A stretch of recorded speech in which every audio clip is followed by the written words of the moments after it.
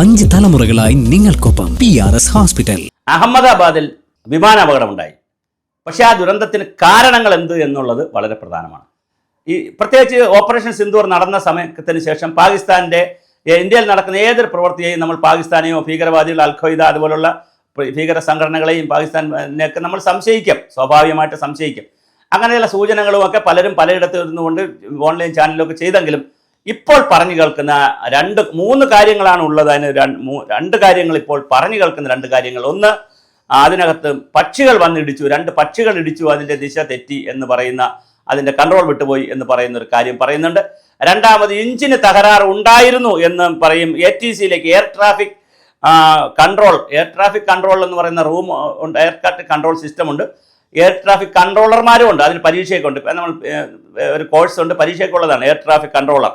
അപ്പോൾ air traffic control എന്ന് പറഞ്ഞാൽ ATC എന്ന് പറയുന്ന സംവിധാനത്തിലേക്ക് മെയ്ഡേ എന്ന് പറഞ്ഞ് കാൾ വന്നു. മെയ്ഡേ എന്ന് പറഞ്ഞാൽ അപകടം എന്നുള്ള നിലയിൽ അത് സുരക്ഷിതമല്ല എന്നുള്ള കാൾ വന്നു എന്നാണ് പറയുന്നത് പൈലറ്റിൻ്റെ. അപ്പോൾ സ്വാഭാവികമായിട്ട് അങ്ങനെ സംഭവിച്ചിട്ടുണ്ട്. തീർച്ചയായിട്ടും അങ്ങനെ അതുമുണ്ട്. ഇത് രണ്ടുമല്ലാതെ ബോയിങ്ങിൻ്റെ എഞ്ചിൻ്റെ തകരാറുമല്ലാതെ മൂന്നാമതൊരു കാര്യമുണ്ടോ എന്നുള്ളതാണ് ഇനിയിപ്പോൾ അറിയേണ്ടത്. ബോയിങ് വിമാനത്തെ സംബന്ധിച്ചും ഒരുപാട് പരാതികൾ ലോകത്ത് വന്നിട്ടുണ്ട്. അമേരിക്കയിലുള്ളതാണ് കമ്പനി. ആ കമ്പനിയെ സംബന്ധിച്ചും ധാരാളം പരാതികളാണ് ഇതുവരെ ലോകത്ത് വന്നിരിക്കുന്നത്.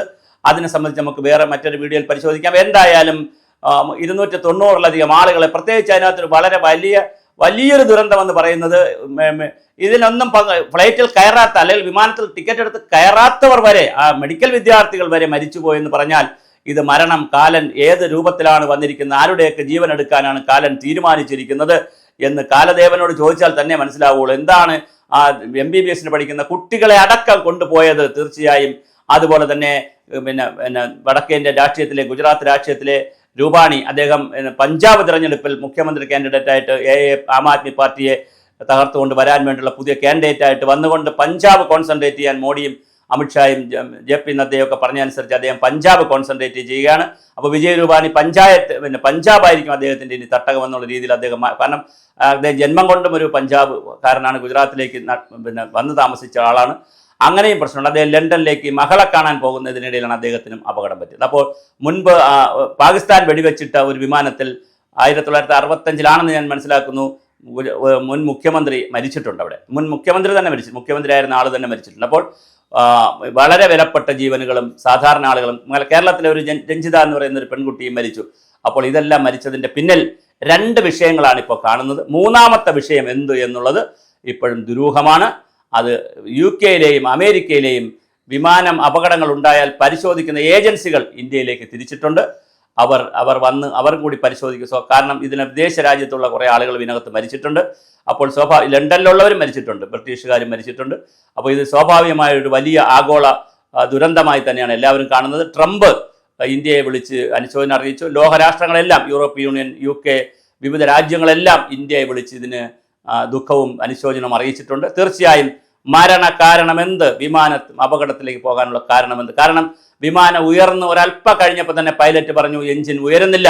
അപ്പോൾ എഞ്ചിൻ ഉയരുന്നില്ലെങ്കിൽ വിമാനത്തിൻ്റെ കപ്പാസിറ്റി എന്താണ്, എഞ്ചിൻ്റെ കപ്പാസിറ്റി എന്താണ്? 2 എഞ്ചിൻ ഉള്ളതാണ്, ഡബിൾ എഞ്ചിനാണ്. ഒരു എഞ്ചിൻ കേടുവന്നാൽ മറ്റൊരു എഞ്ചിൻ പ്രവർത്തിക്കുന്നതാണ്. അങ്ങനെ ഡബിൾ എഞ്ചിനുള്ള ബോയിങ് വിമാനം ലോകത്തിലെ ഏറ്റവും പ്രധാനപ്പെട്ട കമ്പനി ഇറക്കുന്ന വളരെ പ്രധാനപ്പെട്ട അഭിമാനമായ ഏതൊരു രാജ്യത്തിനും ബോയിങ് വിമാനമൊക്കെ ഉണ്ടെന്ന് പറഞ്ഞാൽ അത് അഭിമാനമാണ്.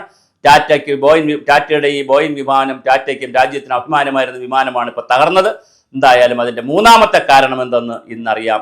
ദുരന്തം കഴിഞ്ഞ ആദ്യത്തെ പകലാണ് ഇന്നലത്തേക്കാൾ ശോകമൂഹമായിരിക്കും രംഗവും കാണുന്നതുമെല്ലാം. പ്രധാനമന്ത്രി നരേന്ദ്രമോദി അവിടെ ഇന്ന് എത്തുമെന്ന് പറയുന്നു. എയർ ക്രാഷ് ഉണ്ടായ സ്ഥലത്ത് പോകും, ആശുപത്രിയിൽ പോകും. പിന്നെ അതുപോലെ തന്നെ ക്യാബിനറ്റ് കൂടുമെന്ന് അറിയുന്നു, പ്രത്യേക ക്യാബിനറ്റ് ഉണ്ടായിരിക്കും.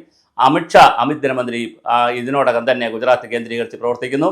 അതുപോലെ തന്നെ വ്യോമയാന മന്ത്രിയും ഗുജറാത്തിലുണ്ട്. അപ്പോൾ തീർച്ചയായും ഈ ദുരന്തം നമ്മുടെ വിമാനയാത്ര പോലും സുരക്ഷിതമാണോ ആകുന്നില്ല എന്നുള്ള രീതിയിൽ, റോഡ് ആക്സിഡൻ്റൊക്കെ നമ്മൾ നിരന്തരം കേൾക്കുന്നതാണ്. പക്ഷേ വിമാനാപകടം അപൂർവമായിട്ടാണ് സംഭവിക്കുന്നത്.